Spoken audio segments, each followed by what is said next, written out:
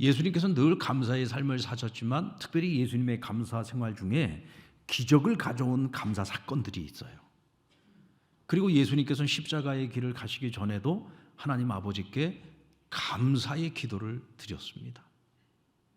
그런데 이와 같은 감사의 사건들 가운데 번역 가운데에서 보면은 예수님께서 감사를 하셨다 그러면 간단한데 예수님이 축사를 하셨다, 예수님께서 축복을 하셨다, 이런 표현들을 쓰고 있어요. 그런데 사용되어진 헬라어 단어를 보면 같은 단어를 쓰고 있어요. 단어가 다른 단어가 아닙니다. 같은 단어인데 그것을 번역하는 것을 보면은 사건마다 다른 표현을 쓰고 있다는 거죠. 하나님께 감사를 드렸습니다를 하나님께 축사를 드렸다, 또 축복을 하였다, 이런 표현들을 쓰고 있다는 거예요. 같은 단어인데 말이죠. 그래서 많은 신학자들은 이 번역에 대해서 이렇게 설명을 합니다.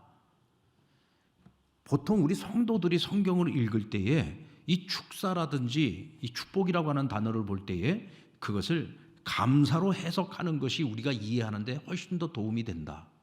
그래서 축사나 축복이라는 단어가 나오면은 이것을 감사로 이해하라는 것입니다. 자, 우리가 이런 조언을 받아들여서 이 같은 이해 속에서 예수님의 감사 생활을 함께 들여다보려고 합니다. 그 중에 가장 대표적인 사건이 바로 오병이어 기적의 사건이죠. 여러분들 우리가 너무나도 잘 아는 사건이기 때문에 제가 긴 설명은 드리지 않겠습니다. 많은 무리들이 주님을 따르는데 5,000명, 남자만 5,000명이에요. 그보다 훨씬 많은 숫자가 주님을 따르고 있었는데 그들이 식량이 다 떨어졌습니다. 이때 제자들은 그들을 보내라고 하는데 주님께서 그들을 먹이라고 말씀을 하셨어요. 그런데 제자들에겐 가진 것이 없었습니다. 제자들의 자기들의 셈법으로 따져보니까 이 많은 사람들을 먹이려면 적어도 200데나리온이 있어야 되는데 그것으로 먹여도 부족하다고 이야기를 합니다. 그런데 한 소년이 자신이 가진 물고기 2마리와 보리떡 5개를 가지고 예수님 앞에 내어놓은 거예요. 그리고 예수님은 그 오병이어를 들고 오늘 본문에 보면 축사하였다 그랬어요. 예수님의 이 오병이어 기적 사건에 보면 모든 저자들이 하나같이 전부 축사라고 하는 표현을 쓰고 있습니다. 근데 사실은 여러분, 축사라고 하는 것의 의미가 뭐냐? 보통 어떤 한 개인이나 아니면 어떤 한 공동체가 굉장히 기쁜 일이 있거나 또 축하를 받을 어떤 일이 있어요. 그럴 때에 사람이 와서 그 일을 축복해 줄 때 보통 우리는 축사라는 말을 씁니다. 우리 교회에서 임직식이 있다든지 어떤 정말 축하받을 일이 있을 때 이웃교회 목사님들이 오셔가지고 우리가 보통 축사라는 것을 하거든요. 권면이라는 것을 하고. 근데 그 중에 축사라고 하는 것은 어떻게 보면 축하를 받을 사람들에게 축복을 해주는 것이 축사죠. 그런데 여러분, 오늘 예수님께서는 그 손에 들고 있는 것이 오병이어가 전부였습니다. 그리고 그 앞에 앉아있는, 그리고 주님을 지금 바라보면서 우리에게 먹을 것을 주실 건가 하고 기대를 갖고 바라보고 있는 사람들은 남자만 5,000명.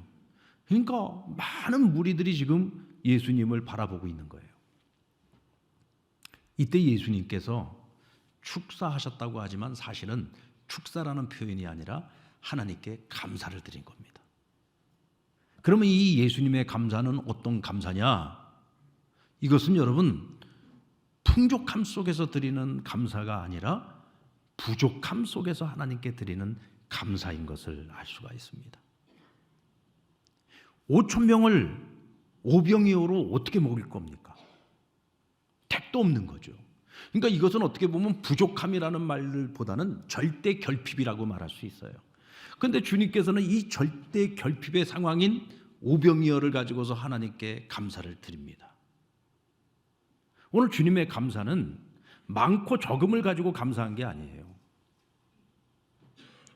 한 소년이 자신의 식량을 나누기 전까지는 아무것도 없었습니다. 주님께서 그 손에 올려드릴 수 있는 것이 아무것도 없었어요. 근데 그 소년의 나눔을 통해서 그 손에 오병이어를 가지고 지금 하나님께 감사를 할 수 있게 된 겁니다. 적은 것이지만 이것을 주신 분도 하나님이심을 인정하고 하나님께 감사를 드리고 있는 거예요. 할렐루야.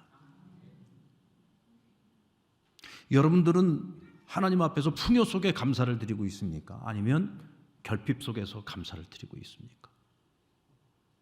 어쩌면 우리는 지금 풍요의 시대를 살아가고 있어요. 많은 것들을 누리고 있습니다. 그러나 그 많은 것들을 누리면서 그것에 대한 감사보다는 어떤 결핍, 지극히 작은 결핍 때문에도 우리는 감사를 하는 것이 아니라 오히려 원망과 불평 속에서 살아갈 때가 더 많지 않습니까? 근데 오늘 예수님께서 우리에게 보여주신 감사는 그런 감사가 아니에요. 풍요 속에서의 감사가 아니라 지극히 작은 것일지라도 이것을 하나님께서 내게 허락하신 것에 대한 감사를 드리고 있는 것이고, 한 소년의 정말 감사의 마음으로 드려진 이 작은 식량으로 말미암아 하나님께 감사를 드리고 있는 겁니다. 정말 찐 감사는 어떤 게 진짜 찐 감사일까요? 내가 누리고 있는 그 풍요 속에서 감사하는 것이 찐 감사일까요? 아니면 절대 결핍 속에서도 정말 지극히 작은 것 하나에도 감사하며 살아갈 수 있는 그것이 찐 감사일까요? 저는 후자라고 생각합니다. 혹시 여러분들이 금년 한 해를 살아오면서 어떤 결핍 때문에 여러분들이 감사가 아니라 불평과 원망을 더 많이 하고 살아왔다면, 저는 오늘 이 추수감사주의를 맞이해서 오늘 이 시간 이 자리에서 우리의 생각을 바꾸었으면 좋겠습니다. 결핍은 불평과 원망의 조건이 아니라 오히려 그 결핍은 우리가 하나님 앞에 감사해야 할 조건이라는 것을요. 그걸 깨닫고 오히려 그것을 하나님 앞에 감사했으면 좋겠어요. 그 결핍을 붙잡고 우리가 감사하면은요, 그 감사 때문에 오늘 우리는 행복해질 수가 있어요. 슬픔이 기쁨으로도 바뀔 수가 있는 것입니다. 그런 의미에서 우리 주님을 통해 배우는 감사는 조건이 아니라 선택이라는 것을 알 수가 있어요. 빌립보서 4장 12절로 13절 말씀 우리 같이 한번 읽어볼까요? 시작. 나는 비천에 처할 줄도 알고 풍부에 처할 줄도 알아. 모든 일 곧 배부름과 배고픔과 풍부와 궁핍에도 처할 줄 아는 일체의 비결을 배웠노라. 내게 능력 주시는 자 안에서 내가 모든 것을 할 수 있느니라. 여러분, 사도 바울은요, 내가 가난함에 처할 줄도 알고 내가 부유함에 처할 줄도 알았었다. 이게 무슨 얘기냐면 나는 어떤 조건 속에서도 만족할 줄 알고 감사할 줄 안다는 거예요. 그런데 이게 그냥 되어진 것이 아니라 일체의 비결을 배웠다는 것입니다. 여러분, 그가 배웠다라고 말하고 있는 이 일체의 비결이라는 것이 뭘까요? 바울은 어떤 조건 속에서도요, 어떤 열악한 환경 속에, 어떤 결핍 속에서도 항상 불평과 원망이 아니라 감사를 선택하고 살았다는 거예요. 감사를 계속해서 선택하면서 살아가다 보니까 나중에는 자연스럽게 어떤 상황, 어떤 조건 속에서도 늘 감사가 나왔다는 거죠. 그러면서 그가 배운 것이 뭐냐? 내게 능력 주시는 자 안에서 능치 못함이 없다. 내게 능력 주시는 자 안에서는 무엇이든지 할 수 있다는 것을 그가 배우고 깨달았다는 거예요. 사랑하는 여러분, 어떤 조건 속에서도 무엇을 선택할 것입니까? 불평과 원망을 선택할 것입니까? 아니면 감사를 선택할 것입니까? 여러분들, 감사를 선택할 수 있는 저와 여러분 되기를 주의 이름으로 축원합니다. 그리고 주님께 배울 수 있는 또 하나의 감사는 슬픔과 고통 속에서 드린 감사입니다. 요한복음 11장에 보면은 예수님께서 친구 나사로의 무덤 앞에서 그의 죽음을 슬퍼하는 내용이 나오는데, 그 친구의 그 죽음 앞에서 슬퍼하시면서도 주님께서는 하나님 아버지께 감사를 드렸어요. 요한복음 11장 41절 말씀에 보면, 돌을 옮겨놓으니 예수께서 눈을 들어 우러러보시고 이르시되 아버지여, 내 말을 들으신 것을 감사하나이다. 오늘 이 친구의 죽음 앞에서 오늘 그는 하나님 아버지께 기도를 드리고 하나님께 감사했어요. 여러분, 예수님에게 이 친구 나사로는 그냥 단순한 친구가 아니었습니다. 정말 예수님께 큰 위로가 되는 친구였어요. 그래서 예루살렘에 올라가실 때면 늘 이 베단이라고 하는 곳에 들려서 이 베다니에 살고 있는 친구 나사로를 반드시 만나고 가셨어요. 그리고 그에게는 두 누이가 있지 않았습니까? 마리아와 마르다. 이 마리아와 마르다 이 자매가 얼마나 예수님을 사랑했어요. 정말 끈끈한 관계였습니다. 정말 사랑하는 그런 관계였어요. 근데 사랑하는 그 친구의 죽음 앞에서, 그 죽음의 소식 앞에서, 그 무덤 앞에서 예수님의 마음이 얼마나 고통스러우셨겠습니까? 그래서 35절 말씀에 보면 예수께서 눈물을 흘리셨다고 기록하고 있고, 36절에서는 이에 유대인들이 말하되 보라 그를 얼마나 사랑하셨는가 하며, 예수님께서 그 친구 나사로를 얼마나 사랑하셨으면 저렇게 우실까라고 저 주변에 있는 그 동네 사람들이 이야기를 하고 있는 거예요. 주님이 흘린 눈물은 찐 눈물이었습니다. 진짜 눈물. 그 친구의 죽음 앞에서 진짜 눈물을 흘리고 있는 것이고, 그 눈물에는 예수님의 그 고통이 담겨 있는 것이죠. 성도들이 장례를 치를 때 문상을 가서 위로를 해주고 함께 대화를 나누다 보면 참 우리 성도들에게 도전을 많이 받아요. 성도들이요, 그 큰 슬픔 가운데에서도 감사할 이유를 찾고 있어요. 그리고 모든 이야기의 끝에 한결같은 이야기가 뭐냐면 하나님께 감사하다고 이야기를 합니다. 감사를 통해서 슬픔을 극복하는 거죠. 그런데 어떻게 보면 슬픔을 극복하기 위해서 뭔가 안간힘을 쓰고 있는 것, 그런 게 아니에요. 이건 안간힘을 쓰고 있는 것이 아니라 이것이 바로 믿음의 결과입니다. 죽음이 끝이 아니라는 믿음을 갖고 있어요. 저 죽음 너머에 하나님께서 약속하신 영원한 하나님의 나라와 천국이 기다리고 있음을 믿습니다. 그렇기 때문에 그 속에서도, 그 슬픔과 아픔 속에서도, 그 고통 속에서도 무엇을 생각해요? 감사를 생각하고 있는 거예요. 이게 진짜 믿음인 겁니다. 찐 믿음인 것이죠. 예수님께서는 감사함으로 기도를 드렸는데 하나님께서 내 기도를 들으신 줄을 나는 믿는다고 이야기를 합니다. 42절 말씀에 보니까 항상 내 말을 들으시는 줄을 내가 알았나이다. 여러분, 하나님께서 우리를 보시고 들으실 때에는요, 우리가 골방에 들어가서 하나님께 막 부르짖는 기도만 들으시는 것이 아니에요. 우리가 느끼고 생각하고 우리가 감정적으로 경험하는 모든 것들을 하나님께서는 다 듣고 계시는 거예요. 나의 속삭임도 듣고 계시고요, 내가 나도 모르게 그냥 탄식하고 있는 그 소리도 듣고 계시고요,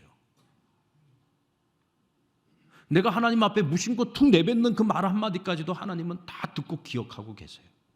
예수님께서는 어떤 믿음이 있었냐면, 아버지께서는 내가 마음으로 생각하는 거, 내가 입으로 내뱉는 말, 내가 주절거리는 것까지도 하나님께서는 다 듣고 계신다.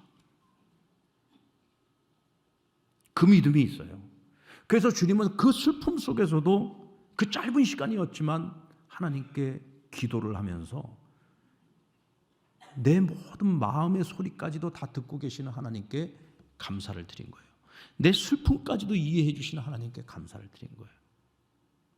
그리고 거기서 한 걸음 더 나아가서 오늘 이 슬픔을 하나님께서 기쁨으로 바꾸어 주실 수 있다는 믿음을 가지고 하나님께 감사의 기도를 드린 겁니다. 그러니까 무덤을 향해서 예수님 외치지 않습니까? 나사로야 나오라 하고 외칩니다. 성경에 보면 그가 큰 소리로 외쳤다 그랬어요. 모든 사람들이 다 들을 수 있도록 외쳤다고 했습니다.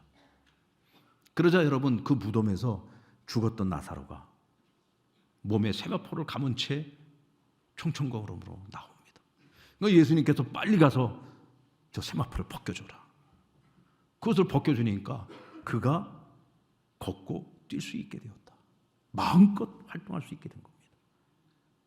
기적이 일어난 거죠. 여러분, 슬픔 속에서, 고통 속에서 기도할 때 여러분, 이런 기적의 사건도 일어날 수 있음을 믿습니다. 여러분, 우리가 살면서 슬픈 일, 고통스러운 일들을 많이 만나게 됩니다. 이럴 때 여러분, 우리가 할 수 있는 일이 있고 할 수 없는 일이 있어요. 우리가 할 수 없는 일이 뭡니까? 내가 슬퍼할 수밖에 없고 내가 지금 고통받을 수밖에 없는 이 환경을 바꾸는 거예요. 지금 이런 환경은요, 이미 불가항력적인 상황입니다. 내 힘으로, 내 손으로 어떻게 이걸 바꿀 수 없는 상황이에요. 그래서 이 상황 속에 내가 느끼는 감정은 슬퍼할 수밖에 없어요. 고통스러워할 수밖에 없는 겁니다. 그런데 이와 같은 상황 속에서도 내가 할 수 있는 일이 있습니다. 할 수 있는 일. 내가 할 수 있는 일은 뭘까요? 감사하는 겁니다. 바울이 우리에게 가르쳐 준 것처럼 어떤 조건 속에, 어떤 상황 속에서도 원망과 불평과 낙심을 선택하는 것이 아니라 감사를 선택하는 거예요. 이 감사가 여러분 기적을 가져올 수도 있습니다. 상황을 바꿔주는 거죠. 근데 여러분 이런 기적은 자주 일어나지 않습니다. 뭐 이런 기적이 우리의 삶 속에서 날마다 일어난다면 어떤 상황 속에도 감사 안 할 사람이 어디 있겠어요? 감사도 해보고 다 해보는데도 상황은 하나도 안 바뀌어. 그런데 여러분 상황은 바뀌지 않아도 하나님께서 우리에게 또 다른 선물을 주십니다. 왜 나에게 이런 어려움이 생겼는지, 왜 내가 이렇게 슬퍼할 수밖에 없는 이런 일들이 내게 다가왔는지, 오늘 그 속에 담겨있는 하나님의 계획이 뭔지, 하나님의 뜻이 무엇인지, 오늘 내게 원하시는 하나님의 마음이 무엇인지를 하나님께서 우리로 하여금 알게 하시고 그것을 깨닫게 해주십니다. 그래서 여러분 처음에는 내가 그래 감사를 선택해야 돼, 내 마음에서 우러져 나오는 감사는 아니었지만 선택되어진 감사였지만 그 감사를 통해서 어느 순간에는 이게 하나님의 마음이었구나, 이것이 하나님의 뜻이었구나, 여기에 하나님의 뭔가 더 깊은 계획이 있었구나 라고 하는 것을 우리로 하여금 알게 해주신다는 거예요. 그것이 또 우리로 하여금 감사할 수 있게 하는 것입니다. 그리고 오늘 본문에 나오는 마지막으로 순종으로 드리는 감사를 우리가 배울 수 있습니다. 자, 오늘 본문에 예수님께서 제자들과 십자가의 죽음을 앞두고 마지막 만찬을 하시는데 그 중에 오늘 성만찬 사건을 기록하고 있습니다. 22절 말씀에 보면은 그들이 먹을 때에 예수께서 떡을 가지사 축복하시고 떼어 제자들에게 주시며 이르시되 받으라, 이것은 내 몸이니라 하시고, 여기서 예수님께서 떡을 가지고 어떻게 하셨다고요? 축복하셨다 그랬어요. 근데 이 축복이라고 하는 단어를 무엇으로 바꾸어서 이해를 하면 됩니까? 감사로 이해를 해야 됩니다. 근데 여러분 지금 이 감사는 무엇을 앞두고 하고 있는 감사예요? 지금 이 떡이 무엇이라고 설명하셨습니까? 내 몸이라고 설명을 하셨어요. 근데 이 몸이 어떤 몸이에요? 내가 너희를 위하여 주는 내 몸이다 그랬어요. 예수님께서 잔을 따라서 포도주를 제자들에게 나누어 주셨습니다. 근데 이 제자들에게 그것을 나누시기 전에 주님께서 하나님 아버지께 감사했다고 했어요. 하나님께 감사를 드리고 제자들에게 그 잔을 나누시면서 이 잔은 뭐라고 말씀하셨습니까? 너희를 위하여 주는 내 피라고 말씀을 하셨습니다. 하나님께서는 자신의 아들인 예수님에게 이렇게 부탁을 하고 있는 거예요. 아들아, 너가 희생 제물이 되면 온 인류를 다 구원할 수 있어. 너의 제자들만 구원하는 것이 아니라, 이 백성들만 구원하는 것이 아니라 온 세상의 모든 사람을 다 구원할 수 있어. 너 자신을 희생해 줄 수 있겠니? 예수님께서는 그런 아버지의 뜻 앞에서 순종한 거예요. 근데 그 순종을 위해서는요, 죽어야 되는 겁니다. 자기를 아낌없이 희생해야 되고 자기를 완전히 내어줘야 되는 거예요. 그것을 통해서 모든 사람들을 살리는 것입니다. 여러분, 순종이라고 하는 것이, 이 순종의 결과가 우리에게 뭔가 좋은 것, 내가 원하는 것을 얻을 수 있다면 그 순종 못할 사람이 어디 있겠습니까? 근데 그 순종의 결과가 죽음이어야 한다고 하면 과연 몇 사람이나 그 순종에 우리가 그런 순종을 할 수 있겠어요? 근데 예수님께서는 그 순종의 결과가 죽음인데도 불구하고 그 죽음의 순종을 앞두고도 하나님 아버지께 감사를 드렸다는 거예요. 과연 이런 감사를 오늘 이 땅에 믿는 자들 가운데 과연 몇 사람이나 할 수 있겠습니까? 오늘 교회 하용조 목사님이 돌아가시기 1년 전에 이 투석으로 인해서 혈관이 다 막혀버렸어요. 그 지금 의사가 거의 마지막 최후 통첩을 한 겁니다. 목사님, 언제든지 준비하셔야 됩니다. 언제 하나님 불러가실지 모릅니다. 그러니까 준비하십시오. 이제 그 말을 듣고 그 주에 이런 설교 말씀을 하셨어요. 저는 간암 수술을 하고 7번이나 수술을 받았습니다. 투석도 계속 받아야 합니다. 가끔 강단에 비틀거리며 올라옵니다. 저는 그래도 제가 설교를 할 수 있는 것이 감사합니다. 그것이 저의 감사입니다. 아픈 것도 감사하고 죽게 된 것도 감사합니다. 감사하려고 하면 감사하지 않을 것이 없습니다. 망하는 것도 감사하고 부도가 난 것도 감사하고 불치병에 걸린 것도 감사하고 사회적으로 매장당하는 것도 감사합니다. 하나님께서 이것을 복으로 바꿔주십니다. 은혜로 바꿔주십니다. 감사는 축복을 낳습니다. 여러분, 무슨 일을 만나도 감사하십시오. 평생을 목회를 했어요. 하나님 나라를 위해서 살았습니다. 교회를 섬기느라고 정말 누구보다도 열심히 살았습니다. 근데 그 모든 순종의 결과가 뭐예요? 7번의 수술을 하고 투석을 하면서 혈관이 다 막히고 언제 죽을지 모르는 시한부 인생입니다. 그런데도 뭐라고 말씀하십니까? 감사하라는 거예요. 감사하십시오. 왜 이런 설교를 하셨을까요? 어떻게 이런 설교를 할 수 있었을까요? 여러분 한번 바꿔서 놓고 한번 생각을 해볼까요? 자, 지금 똑같은 이런 상황이에요. 이 상황은 하나도 바뀌지 않아요. 똑같은 상황입니다. 근데 이런 상황 속에서 하나님, 어떻게 당신이 나한테 이러실 수가 있어요? 내가 평생 주의 종이 되어 당신을 위해서 평생을 내가 정말 쉬지 않고 달려왔습니다. 그런데 어떻게 이렇게 시한부 인생을 만드실 수가 있습니까? 어떻게 내게 이런 고통을 안겨줄 수 있습니까? 그리고 매일매일을 하나님을 원망하고 불평하면서 지금 마지막 남은 시간을 살아가고 있다고 생각을 해보세요. 그게 얼마나 고통스러운 일이겠습니까? 막 지나온 날들이 전부 후회가 되는 거예요. 내가 이러려고 목사가 됐나? 내가 이러려고 내가 주를 위해서 살았나? 그리고 하루하루가 살아온 날들이 다 원망스럽지 않겠습니까? 얼마나 불행하겠어요.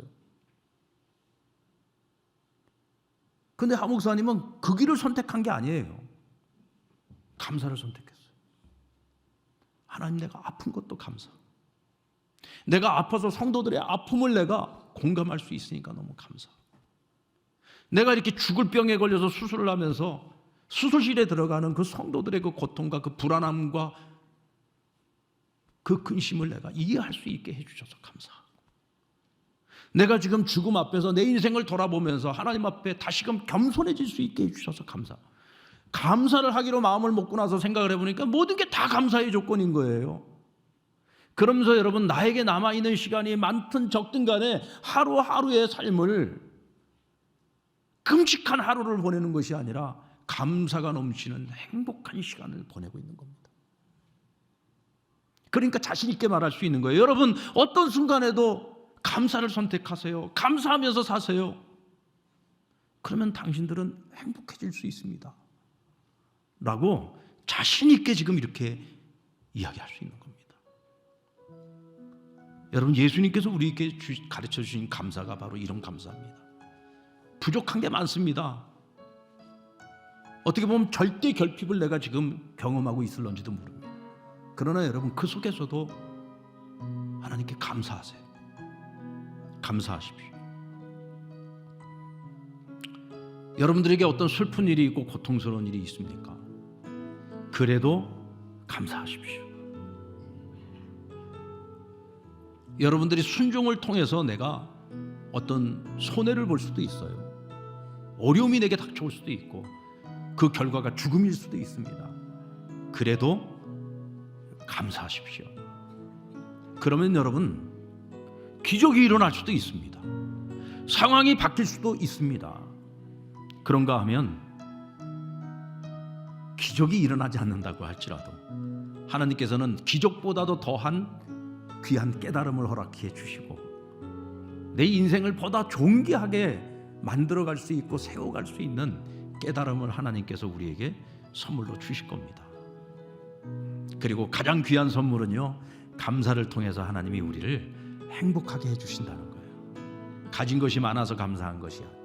가진 것이 많아서 행복한 것이 아니라 가진 것은 부족해도 감사를 통해 하나님은 우리가 진짜 행복한 찐 행복을 누리며 살아가게 해주실 겁니다. 여러분, 저와 여러분이 오늘 추수감사절을 맞이해서 오늘 이 말씀을 통해 우리가 진정 찐 감사를 통하여 찐 행복을 누리면서 살아갈 수 있는 우리 상남의 모든 가족들이 되시기를 주님의 이름으로 축원합니다.